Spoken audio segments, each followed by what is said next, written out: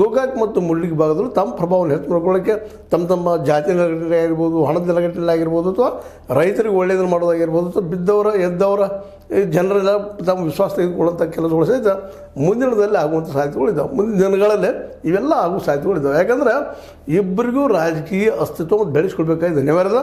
ಈ ಸಂದರ್ಭದಲ್ಲೇ ಒಂದು ರೀತಿಯಿಂದ ಜಾರಕಿಹೊಳಿ ಅವರು, ಸತೀಶ್ ಅವರು ಹುಕ್ಕೇರಿಗೆ ಎಂಟ್ರಿ ಹೊಡೆದ. ಅದರ ಮೂಲಕ ಏನು ಮಾಡಿಬಿಟ್ರಪ್ಪ ಅಂದ್ರೆ ಗೋಕಾಕು ಅವ್ರಿಗೆ ಬರೋದು ಖಾಲಿ ಮಾಡಿಕೊಟ್ರು. ಇಲ್ಲಿವರೆಗೆ ಏನಾಗಿತ್ತು, ಕತ್ತಿ ಅವರು ಆಯ್ತು ರಮೇಶ್ ಜಾರಕಿಹೊಳಿಗೆ ಮತ್ತು ಅವ್ರು ಚೆನ್ನಾಗಿತ್ತು, ಏನೋ ಆದರೂ ಹೋಗಿ ಅವರು ಬಗೆಹರಿಸ್ಕೊಂಡು ಬರ್ತಾಯಿದ್ರು. ಈ ಸಲ ಹಾಗಿಲ್ಲ. ಈ ಸಲ ಅವರ ಒಂದು ಬಾಡಿ ಲ್ಯಾಂಗ್ವೇಜ, ಆ ವಿಷಯಕ್ಕೆ ಬಂದಾಗ ಅವ್ರು ಮಾತಾಡೋಂಥ ಶೈಲಿ ನೋಡಿದಾಗ ಮೋಸ್ಟ್ಲಿ ಮುಂದಿನ ದಿನದಲ್ಲಿ ಆ ಮೊದಲಿನ ಹೊಂದಾಣಿಕೆ ಬರ್ತದಂತ ಅನ್ನಿಸ್ತಾ ಇಲ್ಲ. ಅದೇನೋ ಆಗಲಿ, ಅವರಂತೂ ಸಾಕಷ್ಟು ಈ ಒಂದು ರಾಜಕೀಯದಲ್ಲಿ ಪ್ರಬಲರಾದಾರ, ಖರ್ಚು ಮಾಡೋದಕ್ಕೂ ಪ್ರಬಲ ಅದಾರ, ಜಾತಿಯಿಂದ ಪ್ರಬಲರಾದಾರ. ಇವರು ಹಿಂದೂ ಸಂಘಟನೆಯನ್ನು ಮಾಡುವಲ್ಲೇ ಯಶಸ್ವಿಯಾಗಿದ್ದಾರೆ ಇಲ್ಲಿವರೆಗೆ. ಇವರು ಸಹಿತ ಮೇಲ್ವರ್ಣ ಜನ್ಯದ ಜೊತೆಗೆ ಸಂಘಟಿತ ಅದರಲ್ಲೂ ಮುಖ್ಯವಾಗಿ ಅಹಿಂದ ಏನು ಗ್ರೂಪ್ ಅದ ಅವರಲ್ಲಿ ತಮ್ಮ ಪ್ರಭಾವ ಬೀರಿಸಾಗಿ ಇವರು ಪ್ರಯತ್ನ ಮಾಡ್ತಾ ಇದ್ದಾರೆ.